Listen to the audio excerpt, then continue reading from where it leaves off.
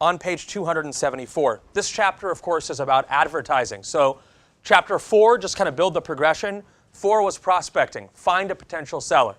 5 was make a presentation to them, get them to list at our price on our terms. Chapter 6 was get them to sign a contract. Chapter 7 was service it, communicate with them, hold open houses, advertise it, etc. But chapter 8 is specific types of advertising. Where are you going to advertise not only the property, but also you, right? Your services. Now, quick question for you. How many of you guys get a print publication that you pay for mailed to you daily, weekly, or monthly, something in print? It's about 30% of the room. That's actually quite high. Sometimes I've had as little as maybe 10% of the room raise their hand. The other 90%, of course, were asleep. But the 10% is pretty average, frankly. Who was on the cover of Newsweek last week?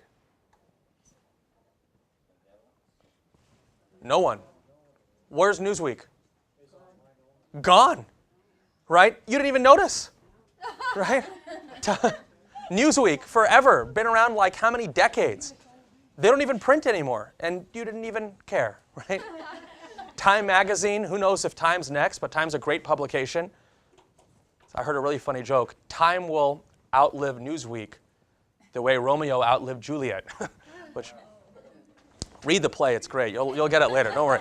But if you look at page number 275, very short time span difference, right? If you look at page number 275, if you're going to advertise, the approach, of course, if you're going to advertise is AIDA, A-I-D-A. AIDA, of course, stands for attention, interest, desire, and action, right? So in your advertising, get the prospect's attention on page 275. Get the prospect's attention. Once you have their attention, get them interested. Then desire, get them to want it. And then finally, some call to action, right? Attention, interest, desire, and action. But a very interesting thing here on 277 is the question of where to advertise on 277. Where are we going to advertise? We have give me a few places you could advertise, either a property or your services. Give me a few places. MLS, fine. What else? Newspaper, right? What else? Trulia is really good too. When you put you get leads every day. Yeah, Trulia, Zillow, a lot of these websites, Realtor.com, premium placement. What else? Radio even. I have your instructor for Irvine, your normal instructor for Irvine, he actually hosts a radio show on ESPN radio. And he fields calls in Spanish. It's ESPN in Spanish. Does anybody speak Farsi in here? Do you know who Shahrzad Ardlan is? Shahrzad took my class. She's a very famous, she's now working at a real estate office in Beverly Hills. But Shahrzad took this class, and she hosts a radio show on Farsi radio. And she's super well known. So if I was going to buy 10% of anyone, she would be on that list, right? Because she knows like a lot of people in the Persian community, frankly, right? So radio, if you can get a half-hour slot somewhere and leverage that, fine, right? Radio. What else? Television, newspaper, bus bench, advertising, right? Where might you stay away? We have a whole list here on page 277. Where are a few places that you might stay away from maybe on this list on 277? Maybe the yellow pages, right? Probably going to stay away from that. The Newsweek, right? You might be able to get spots cheap in Newsweek. Neil mentioned something earlier that's worth at least talking about for 5 minutes is social media, right? Facebook, Twitter, YouTube, Tumblr, WordPress, LinkedIn. You would stay away from that? Oh, I'm just opening up the discussion. I mean, I'm not saying I would or I wouldn't, but is it good or bad for you?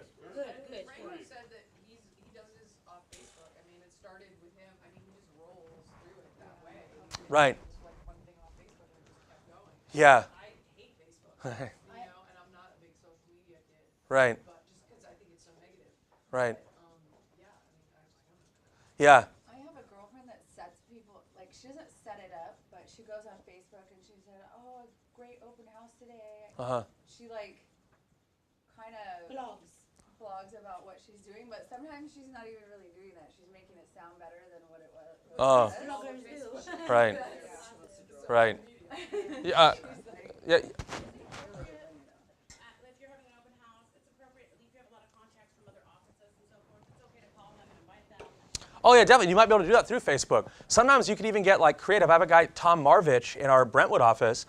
Anytime he's at an open house with a pool, he'll always post a picture of the pool and say, man, I wish I could take a dip. I forgot my trunks.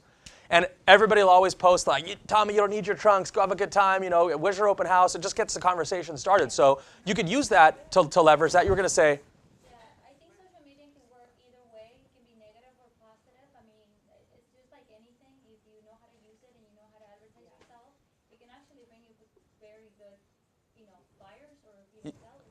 yeah, I don't disagree. There's a wonderful book written by a real estate agent at our Beverly Hills office, and it's not that expensive. I think it's like $8 on Amazon or something, but you might want to read it. It's called The Social Agent. It's by a guy named Tony Giordano.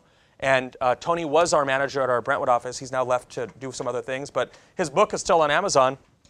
Pretty good read. I read it in like 2 hours. I mean, it's only 100 pages, and it's big font, so it's a quick read. But you guys might want to like look into not downloading it. Don't download it, but buying it on Amazon. His name's Tony Giordano, and this whole book is about social media for real estate agents. So it's a quick read, interesting. You may want to look into maybe reading that if you want to see how some people are leveraging. Another guy that's worth at least looking at a little bit is a guy named Ian Watt in Canada. Ian Watt's YouTube channel is pretty good. Everybody points to Ian as a realtor that kind of started the whole YouTube thing for real estate agents online. He had a camera in his car, and that's kind of, a lot of real estate agents do that now. So Ian Watt on YouTube. Another guy to look at that is kind of another father of the video blog is a guy by the name of Gary Vaynerchuk. I'm sure I'm spelling the last name wrong. But Gary Vaynerchuk, he had a wine blog, which was really interesting. And a lot of real estate agents, he speaks at a lot of real estate agent events, but looking at how he turned his little wine shop into something pretty big, really just hosting weekly wine shows on YouTube where he just tastes a bunch of wine, and he's very active on Twitter. He's one of the first people to reach over 1 million followers on Twitter. Interesting guy. So these are just things that you can look at as you plan your you can plan your social media attack strategy. How many of you guys don't have Facebook, do not have Facebook? How come? Not even that's a bad thing, but I'm just curious. You just don't want it. Some people have one for private and some people have one for business. Right. The private one is the last weekend in Havasu. The public one is your 3-piece suit, right? So, Some people don't, though. It's crap. I hear you. Right. Their personal one is their business one, right? Yeah. How is it ethical, like, to post your stuff, like your regular stuff with your work stuff, or would you put them separate? I think most people would say that you should probably have two, frankly. Yeah. Yeah, you can have like a business fan page, and then you can have a personal page too. Yeah, I have to. yeah. So, why do you have two? Because I do property management. Oh, good. Okay, right. Got it. So the property I wouldn't want my customers on my Right. Another thing here is on page 278. You'll see where it says personal advertising on 278. Real estate agents notorious for personal advertising, where personal advertising is where we're not actually advertising the company, we're advertising what? Ourselves. If I ask you who you bought your last house from, you would more likely say that you bought it from Tim than you would say Coldwell Banker or Keller Williams. I mean, it's the person, it's not the brand that they're with. The person is the brand. So personal advertising yourself rather than advertising the company. Maybe your own column on 279, your own blog, or maybe your own YouTube channel, frankly, about real estate in the area. Of course, the hardest thing about this, frankly, is probably consistency, coming up with unique content to write about or blog about, on a weekly basis, or having a weekly video blog. At some point, you get writer's block, right? What else am I going to talk about? So, the time on page number 279. Bottom of 279, top of 280, social networking sites, Facebook, LinkedIn, Twitter, YouTube. Yes, ma'am. Is there something that you should keep in mind when you're advertising yourself? Let's say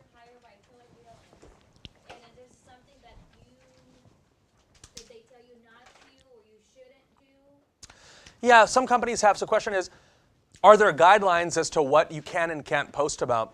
Some companies may have a policy, but with so many agents, it's hard to really enforce it, frankly. And we're independent contractors too when it comes to that kind of thing. So there's very little control over, and you own that business page anyway. So if you were to leave, you would rebrand it with your new company. So it's loose. Yes, ma'am.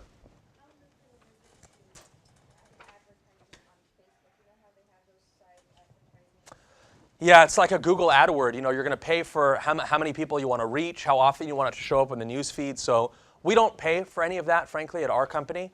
But I know that a lot of agents have sponsored links to try to get in other people's news feed. I think that phenomenon is still relatively new. You know, it's really over the last like 18 to 24 months that really people have thought about, you know, paid tweets or paid Facebook posts. But we'll see how that charts out. I know a lot of individual agents are not doing it, but a lot of companies are at the company level. You know, My friend that works at this company, she put a listing on Facebook for $5 million. how did it go? I don't know, it's still on there, but she just said she just had an open listing this week, and Right. she has the pictures. I went there and she's got it all set up so you can just see the pictures That's awesome. and all that. Yeah. That's awesome. I've seen her put like 3 houses on here, and I know she sold the other 2. That's great. Yeah, because it's going to show up in a lot of different people's news feeds, right? Not just your friends if you're paying I like to to get it say out there. Share, please. Because I do rentals, so I do share. Oh, you share them, No, the I post, tell my friends, to share it on their please wall. Share it, so Right. then everybody shares it. Right, right. Have it go viral a little bit. This is the future. The other question is, you know, if you really want to get into this discussion is, you know, accessing Facebook through a web browser or accessing it on a mobile device, you know, which most people access Facebook on their phone, not through a traditional browser. But anyway, you know, these are all changes in how we advertise. Let me show you one thing here real quick on page 284. These are called negative ads at the top of 284. Negative ads. But if you read through some of these on 284, a monument to bad taste. It could be worse. The roof doesn't leak, but everything else does. Why the hell would anybody run an ad like this on 284? It could be worse. A, it gets your attention. Who is an ad like this going to attract? The fixer-uppers, exactly. It's going to attract the contractors, the flippers, the people that want good deals on properties, right? So now, be careful, though. If you're going to do this strategy on one of your listings, make sure you talk to the owner, right, about why you're running an ad like this before you say how crappy their house is. Make sure you've cleared it with the owner and have explained the strategy to the owner. Now, what's different from a classified ad here on page number 281, a classified ad, and a display ad on 286, right? So you'll see a classified ad versus a display ad. Jeff, what's the difference? Classifieds are text only. Classifieds are text only. Perfect displays have pictures, different font sizes and such. So some rules for display ads on 286. Short words are better than long words. Use a little bit of white space in the ad. Very important. Use a little bit of white space in the ad. Also, something that's relatively important on page number 286 is to remember that, you know, make sure that your display ad is easy to read, that it's laid out properly. You've got borders and such. White space emphasizes the message, as it says here on 286. Also, radio and TV advertising on 287. How about billboards? Very expensive, so an advertiser with a low budget is going to avoid billboards, but let's be honest. When you drive, you are not looking at billboards. You're not even looking at the road in front of you, right? You're looking down at your phone when you drive, frankly. So a billboard 300 yards away is probably not going to get someone's attention, quite frankly, anymore today. Hell, even when you watch TV, when I watch TV, I have at least one more screen in front of me. I have a laptop out and the TV, or I have the TV out on my phone, you know, so it's that two-screen experience now. So a lot of the stuff that was true 50 years ago isn't really true so much anymore, frankly. So anyway, radio and TV advertising, outdoor advertising for sale signs, very important.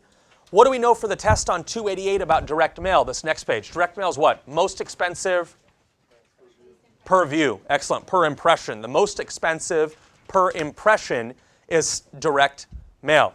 Direct email, email on that page has to be in compliance with what law? Remember that?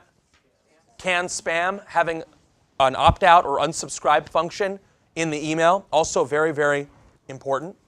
At the top of 289, where it says press release, I would just write the word free. So a press release is an actual free ad. For sale signs aren't free, but a press release for the test is an example of a free ad. What's a press release?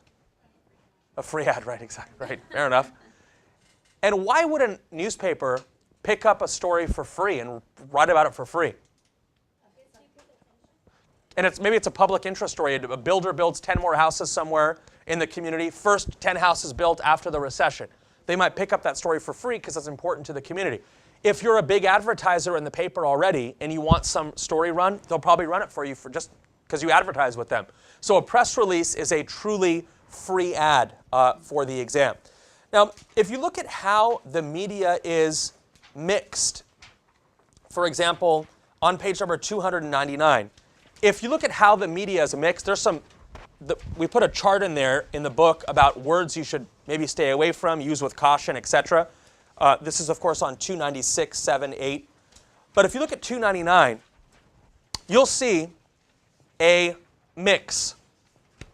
Notice the majority of an advertising budget at the bottom really should be in what?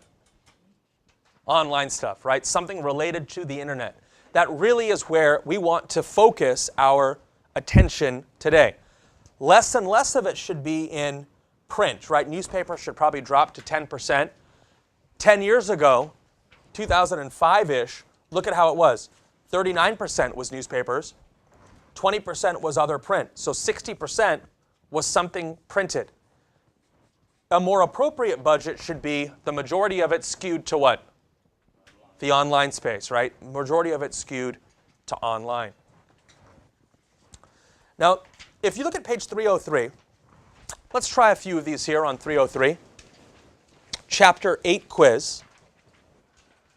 Let's try number 1 on page number 303. I'm going to try number 1. Heather, please. The AIDA approach does not include. What does AIDA stand for again? Attention, interest, desire, action. So which one of these does not belong? Demand. It's desire, not demand. How about number 2? Personal ads focused on the agent, not the company, would include what?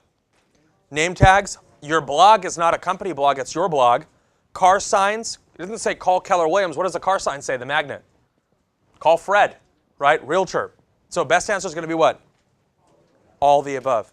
Number 3, your logo. How would you define a logo in number 3? Easy one, right? What's a logo? There you go. And identifying, number 3, and identifying design or symbol.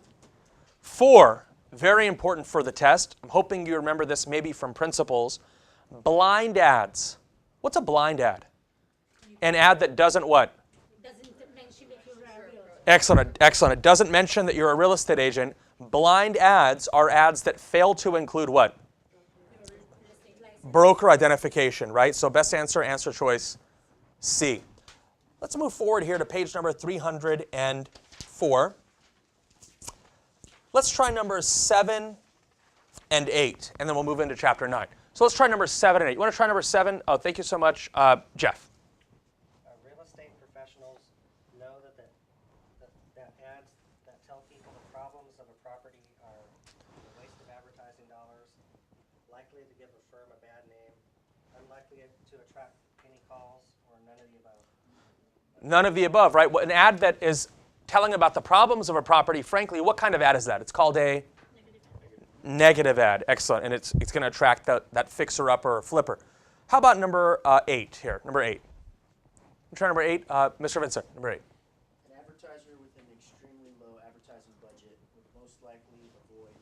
What are we going to avoid if we have no money? Billboards, right? Which one's the free ad there? The press release.